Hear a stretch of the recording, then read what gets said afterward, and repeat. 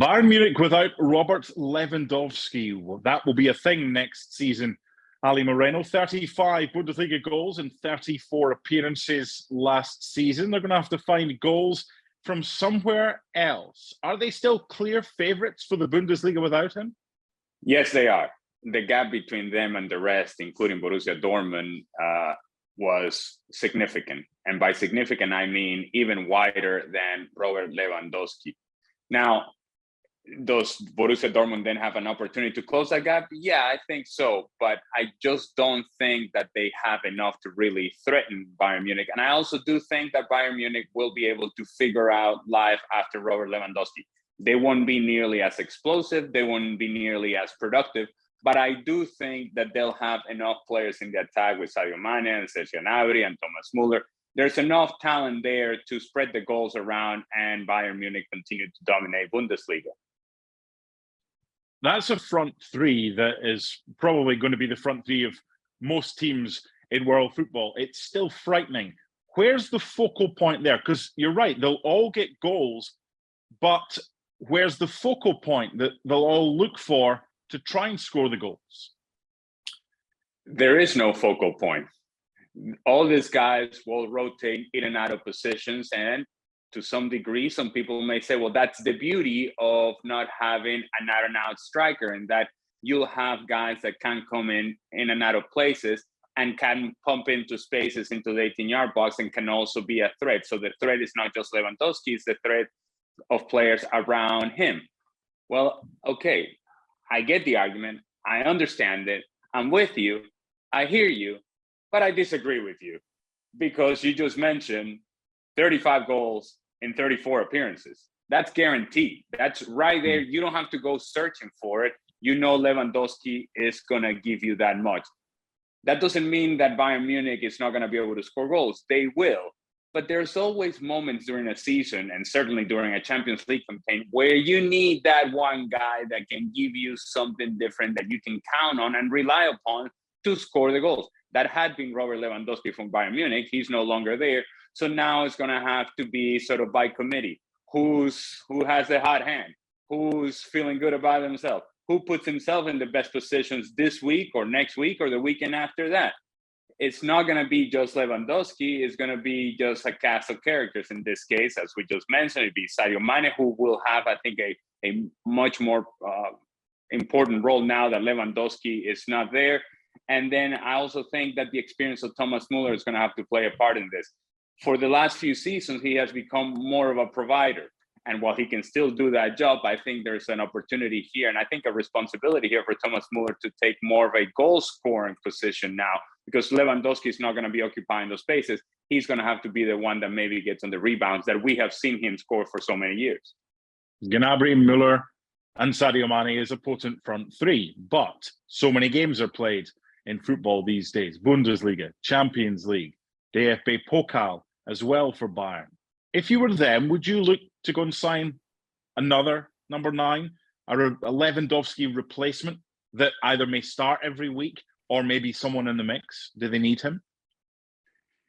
If that player is of the caliber of an elite team, if you think that that player is available and you can go get him, then yeah, sure, why not?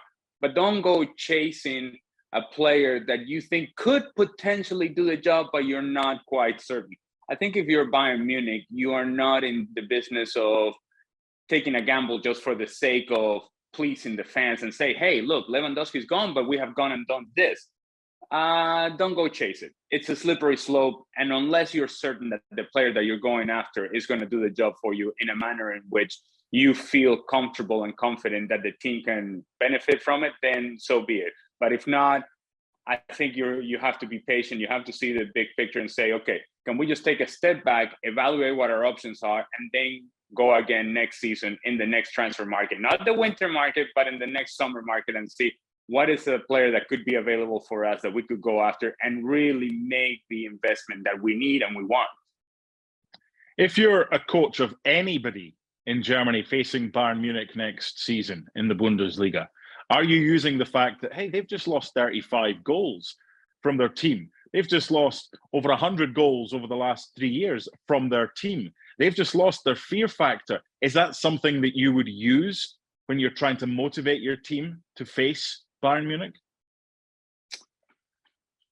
It would come up in the conversation, but I wouldn't make it the essential part of my speech, if you will, to my team. What I would address with my team is that, never mind the fact that they lost Lewandowski, which is a big loss for them, but Bayern Munich have not proven over the last couple of seasons, and certainly last season, that they can defend consistently, that they can commit all these numbers forward and be able to defend if you are willing to counter Bayern Munich in numbers. We saw many times in the Bundesliga last year where Bayern Munich would lose the ball in a bad area. Now they're having to defend on the counter and they're unable to do so. And they get so stretched through the middle. The center back position still in question. Upamecano has not been the answer. The outside backs, they're concerned with attacking, and there are spaces in wide areas that you can attack if you're Bayern Munich. So if I were having this pre-game speech, I would suggest, hey, we're going to defend well. We're going to be stubborn. The threat of Lewandowski is not there. Make sure that you're aware of the movement of the ball and the rotation going on in the final third for them. But if we win the ball, get after this team and see if we can punish them. Test them defensively, because they haven't been able to answer that question over the last season or so. Finally, Champions League. Bayern Munich will be different next season. I'm not saying they'll be worse. You take out Lewandowski, he's going to weaken any side, but they've added Sadio Mané and they may add more. They'll just be different opposition for teams in the Champions League next season, won't they? Yes, they will. And I think Bayern Munich would argue that because they have the rotation of players in the attack, there's more variety to what they can do. I would argue, yes, on most situations, you may be correct. Variety is good. Variety is the spice of life, if you will. I take the guy who scores goals. You can keep your variety. I keep the guy that I know is going to score a goal for me. So I don't think they'll have an issue in the group stage of Champions League. But once they get into the knockout stage, this whole variety, I don't know that will be enough to truly make a run for this title. I just don't see that Bayern Munich defends well enough right now where we are, and I don't think that they'll have enough in the attack to truly punish some of the elite teams in Europe. Well, thank you very much for watching ESPN on YouTube. For more sports highlights and analysis, be sure to download the ESPN app. And for live streaming, premium content, and let's not forget as well, ESPN FC 7 days a week. Subscribe to ESPN+.